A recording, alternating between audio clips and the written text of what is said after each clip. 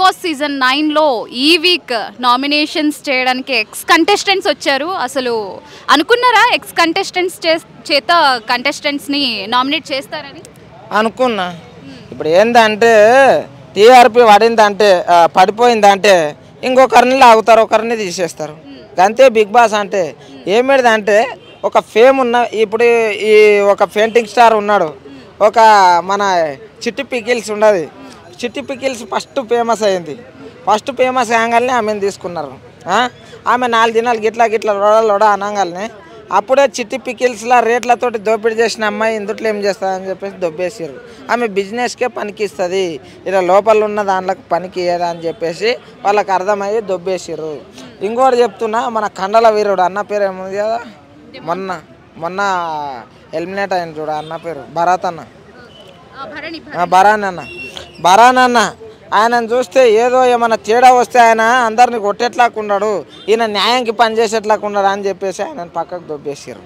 ఏంటంటే ఇంకోటి, అంతకుముందు మాస్క్ మ్యాన్ కూడా ఎవరైతే ఆడ ప్రశ్నిస్తారో, ఎవరైతే ఎదురుగా ఏమైనా మాట్లాడతారో, ఎవరైతే ధైర్యంగా ఉంటారో అలాంటి వాళ్ళని ఆడ పెట్టుకోరండి.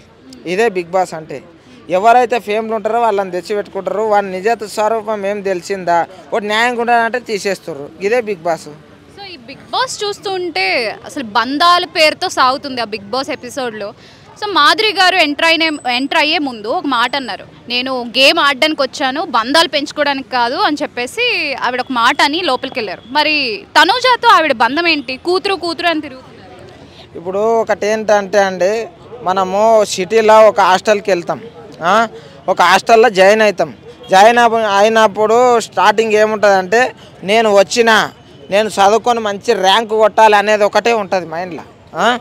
కొన్ని రోజులు దాటే కొద్దీ అక్కడ ఫ్రెండ్షిప్ ఏర్పడుతుంది, కాలేజీలో ఒక లవర్ ఏర్పడతారు. అర్థమైందా? అనుకోకుండా బంధాలు వస్తాయి. ఆమె ఆ మాట చెప్పేటప్పుడు కూడా ఆమెకు తెలియదు అటువంటిది. అర్థమైందా? ఆ బంధాలు అనేటివి అది కొన్ని ఏర్పడుతూ ఉంటాయి మధ్యలో. కొన్ని ఏర్పడ్డాయి కూడా చచ్చే వరకు కొన్ని ఉంటాయి, మధ్యలో కొన్ని అయిపోతాయి. ఇదే బిగ్ బాస్లో జరిగింది. ఆమె గమనించలేదు.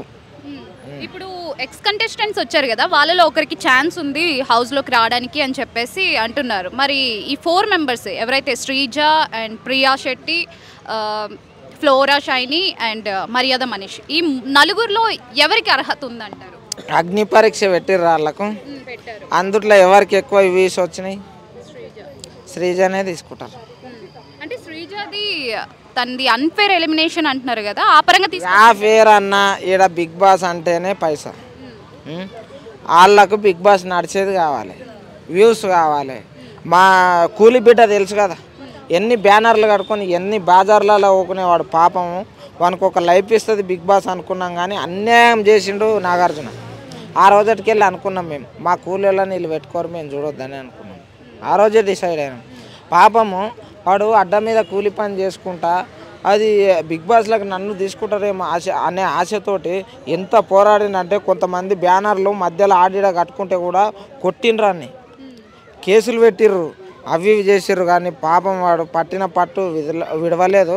లాస్ట్కి వచ్చి వాడి నోట్లే మన్ను పోసింది బిగ్ బాస్. సో ఈ వీక్ ఎవరు ఎలిమినేట్ అవుతున్నారు అనుకుంటున్నారు? లాస్ట్కి వచ్చి ఆ బిగ్ బాసే బ్యాన్ అవుతుంది అని అనుకుంటున్నారు.